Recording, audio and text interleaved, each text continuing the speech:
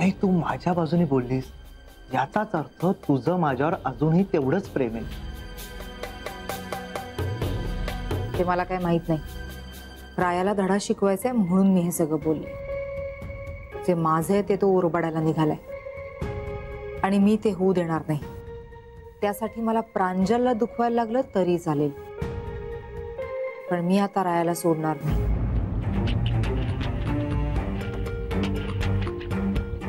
बाई बाई बाई बाई, जावई बापू, अहो मी तुमचीच वाट बघत होते. आज उशीर झाला. हो सासूबाई, साडोबा काल रात्रभर झोपले नाही हो. म्हणजे रात्री ना दरवाजा उघडून कुठेतरी चालले होते. तेवढाच समोर मी त्यांना विचारलं कुठं चाललात म्हणून, तर म्हणाले पाय मोकळे करायला चाललं. मी म्हटलं चला आपणही जाऊया, तर नको म्हणाले आणि परत खोलीत जाऊन झोपले. नंतर मध्यरात्री परत कुठेतरी चालले होते. अचानक त्यांचा फोन वाजला. मला जाग आली. मी त्यांना विचारलं काय साडोबा काय झाले. बहुतेक न त्यांना चेन पडत नव्हती. काहीच न बोलता परत त्यांच्या खोलीत गेले. मला असं वाटतंय ना त्यांना कोणाला तरी भेटायला जायचं होतं किंवा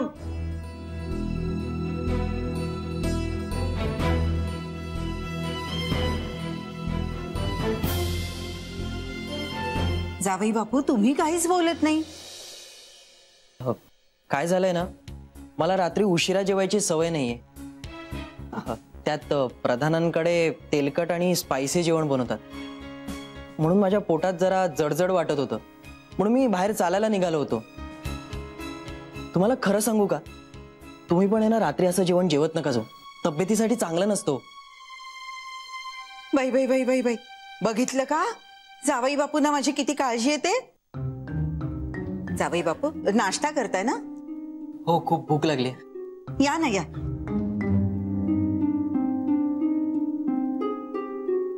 बसा बसा. हो.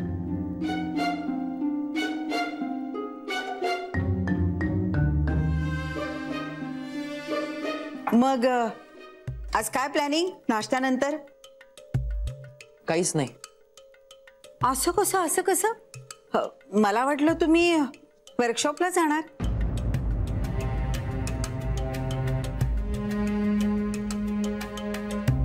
नाही, माझा आणि आता त्या वर्कशॉपचा काहीच संबंध नाही.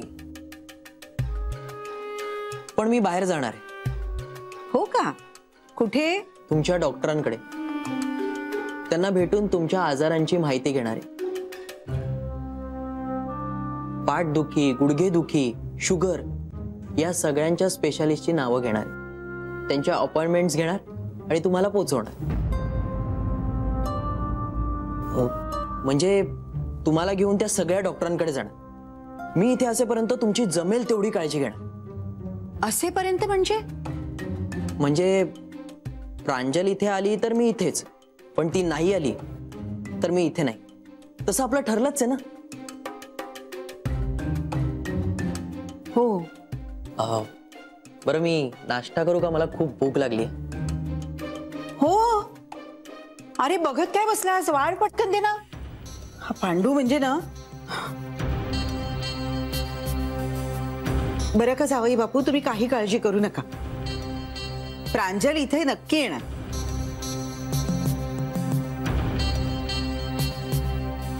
आणि वीणा प्रधानचं एकदा ठरलं म्हणजे ठरलं.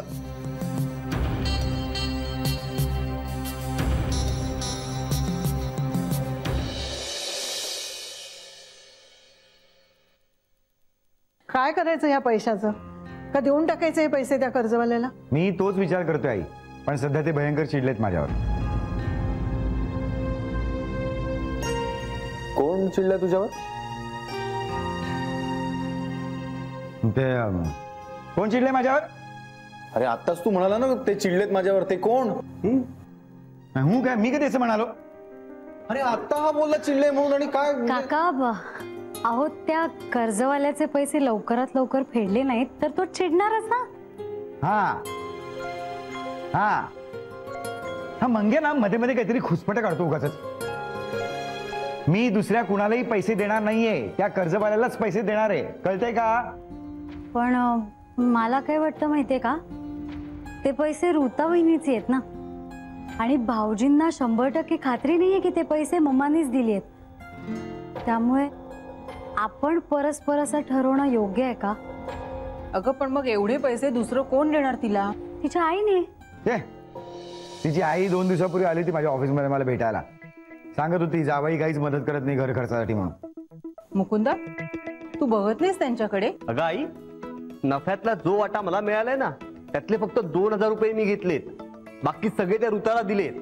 त्यातले तिने आईला दिले पाहिजेत ना. तर तिने नाही दिले त्यात माझी काय चूक आहे? काय नाही, ह्या ऋताला ना चांगला धडा शिकवलाच पाहिजे, त्याशिवाय तिला समज येणार नाही. माधवा, ते पैसे देऊन टाक त्या कर्जवाल्याला. अहो सासूबाई, असं कसं म्हणता तुम्ही? ते पैसे आपले कुठे आहेत? कसे देणार आपण त्यांना? कालिंदी, तुझं म्हणणं पटतंय मला. मग ते पैसे आपले नाहीयेत, तसे ऋताचे पण नाहीयेत ना. तिने कसे कमावलेत माहिती आहे ना तुला. तिने चांगलं काहीतरी काम करून कमावले असते ना तर गोष्ट वेगळी. पण आपल्याला तिला सांगायला तर हवंच. नाही वहिनी, तिला असं सांगून काहीही फायदा होणार नाही. तिला ना वेगळ्या पद्धतीने समजवावं लागेल. मला तर वाटतं ना हे सगळं तिचं बंदच करून टाकलं पाहिजे. नाही नाही, हे मुकुंदा, तू आता तिला काहीही बोलू नकोस. एकदा रायाला तिकडनं परत येऊ दे, मग आपण तिला नीट व्यवस्थित सगळं समजवू. हवं तर नंतर तिला पैसे परतही करू ना. मी देईन पैसे, हवं तर तिला बक्षीस म्हणून, मग तर झालं. पण तिला एकदा कळू दे की अशा तऱ्हेने मिळवलेले पैसे कधीही पचत नाहीत. आई, मी काय म्हणतो, तसेही ते पैसे घरात पडून नसणार आहेत. मग त्यापेक्षा कर्जवाल्याला देऊन टाकूया ना.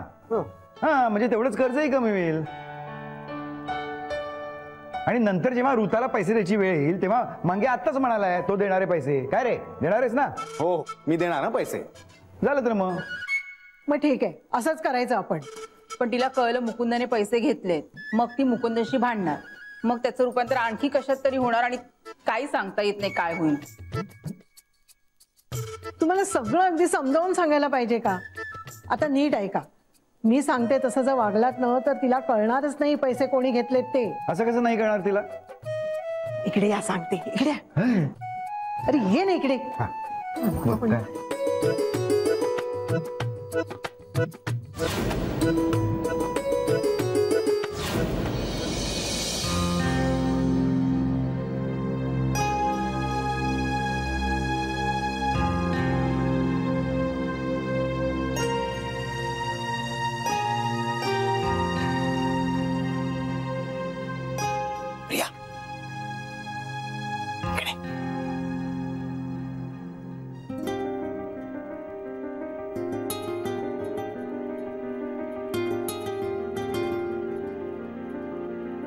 पाहिलंस, साडोबा काल रात्रीपासून असे बेचैन आहेत.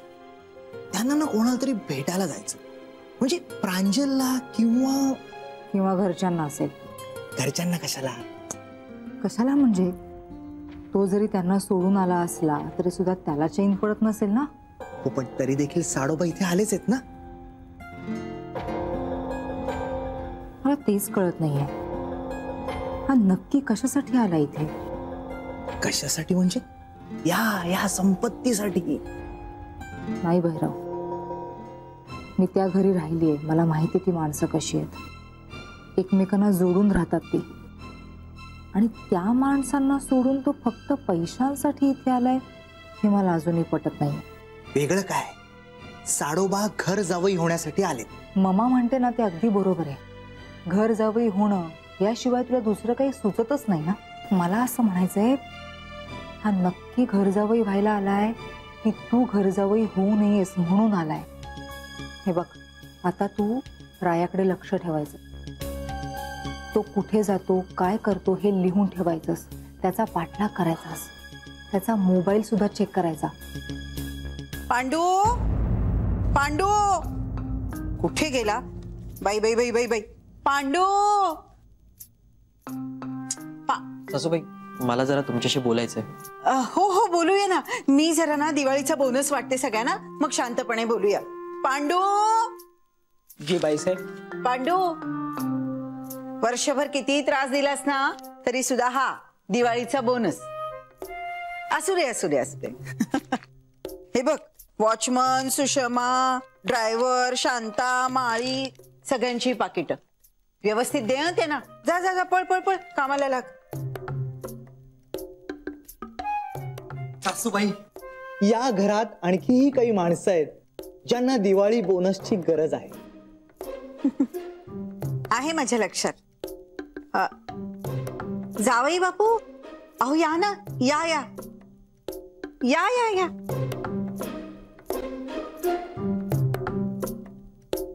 हे घ्या दिवाळी गिफ्ट. अहो याची काय गरज आहे? असं कसं, असं कसं? अहो या घराचे घर जावई आहात तुम्ही, म्हणजे होऊ घातलेले घर जावई. घ्या घ्या घ्या. हो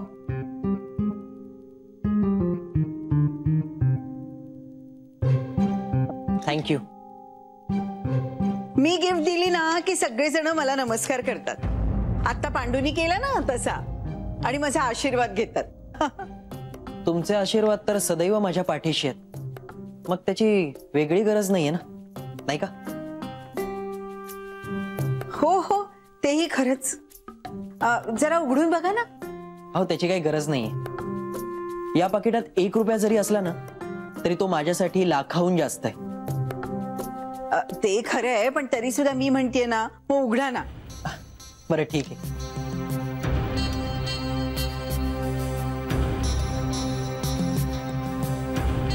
$50,000 एक आहेत. अहो एवढ्या पैशांचं मी काय करणार? काहीही करा, आता ते तुमचे झाले. सासूबाई, या पामरालाही आशीर्वाद द्या आणि त्याचीही झोळी भरा. प्रिया, अगं ये इकडे, ये बाई. हे घे तुझं दिवाळीचं गिफ्ट. मम्मा मला कशासाठी? असं कसं? घे घे घे घे. आणि जेवढे जावई बापूंना दिलेत ना तेवढेच तुला दिलेत, तरी मोजून घे बाई. हा हा, बघ बघ. घे घे, मोजून घे. 50,000 आहेत ना. आता मी. हो हो, तुम्हालाही द्यायचेच आहेत. घ्या. असू दे असू दे असू दे. तुम्ही नीट मोजून घ्या. चेक दिला होता.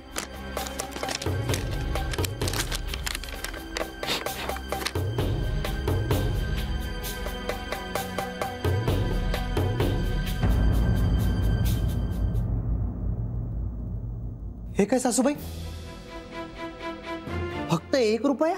मी बरोबरच दिलेत. जावई बापूंना 50,000 एक, आणि मला फक्त 1 रुपया? बाई बाई बाई, मी तर बरोबरच वाटणी केली. प्रियाला 50,000 आणि तुम्हाला 50,000 एक. असं कसं सासूबाई? नाही म्हणजे समजा तुम्ही प्रांजलला 50,000 रुपये दिले असते तर तुम्ही काय साडोबाला फक्त 1 रुपया दिला असता? भैरव जरा इकडे, मला बोलायचंय. चल मला बोलायचं इकडे. अगं पण 1 रुपया म्हणजे. सासूबाई तुम्ही खूप दयाळू आहात. मी जर तुमचा घर जावई झालो ना तर खूप आनंदात राहील. पण मला तुम्हाला एक गोष्ट सांगायची. म्हणजे आता आपलं ठरलेलं आहे की प्रांजल या घरात आल्याशिवाय मी तुमचा ऑफिशियली घर जावई नाही होऊ शकणार. समजा मी प्रांजलशी बोललो, तिला मनवण्याचा प्रयत्न केला, प्रेमाच्या 4 गोष्टी केल्या, तर ती नक्की इकडे येईल आणि ती हो म्हणेल ह्याची मला खात्री आहे. मला की नाही जरा विचार करावा लागेल. आलेच मी.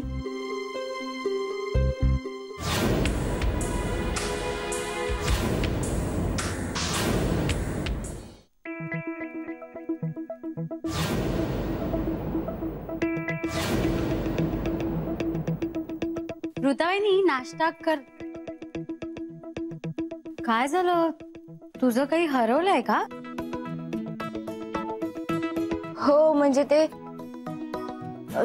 नाही, माझे ना पैंजण हरवले. मी मदत करू का शोधायला? नाही नको नको, मी शोधते. नको.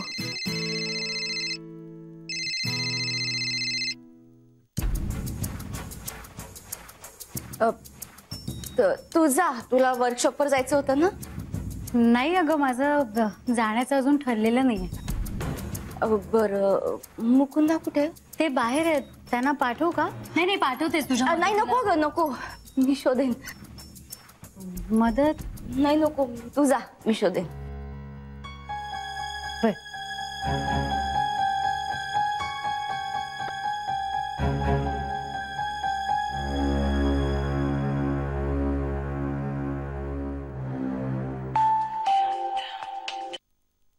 ग, तू चक्क माझा फोन कट केलास मगाशी का? अगं अगं तू रडतीयस का? काय झालं बाई रडायला? तुम्ही दिलेले पैसे ना चोरीला गेले. काय कर्म माझं, असे कसे चोरीला गेले? नाही म्हणजे वाईट झालं ग. बरं मला सांग की प्रांजल वर्कशॉपला गेलीये का? नाही अजून घरातच आहे, बहुधा जाणारच नाहीये. हो का? बरं मला सांग की काल रात्री प्रांजल तिच्या खोलीतच होती का? मध्यरात्रीपर्यंत वरांड्यातच होती. हो का? मग ती तिच्या खोलीत कधी गेली ग? काय हो तुमचं काय चाललंय? माझे इथे पैसे चोरीला गेलेत, तुम्ही त्याबद्दल काहीच विचारत नाहीये आणि फक्त प्रांजल बद्दल चौकशी करताय. अगं मग त्याला मी काय करू? मी तुला आधीच म्हणाले होते तुझे पैसे माझ्याकडे सुरक्षित राहतील म्हणून, तर तू काय म्हणालीस? आमच्या चिटणवीसांकडचे लोक चोर नाहीयेत म्हणून म्हणाली होतीस ना. मग भोग आपल्या कर्माची फळ.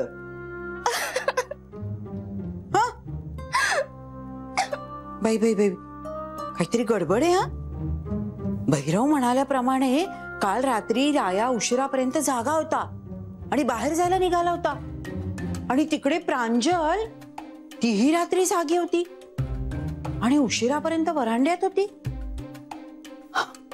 आज आज रायाला घराबाहेर जायचंय आणि प्रांजलला अचानक वर्कशॉपला जायचंय.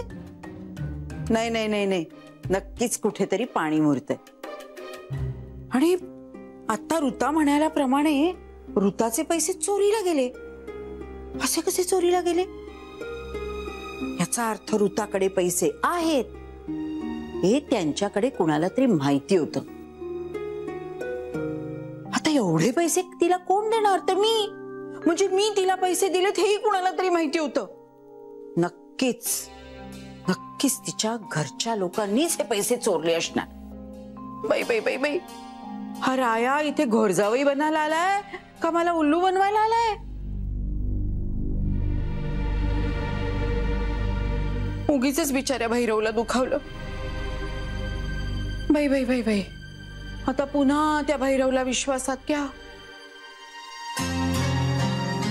एवढ्या मेहनतीने पैसे मिळवले होते, कुठे गेले माझे पैसे?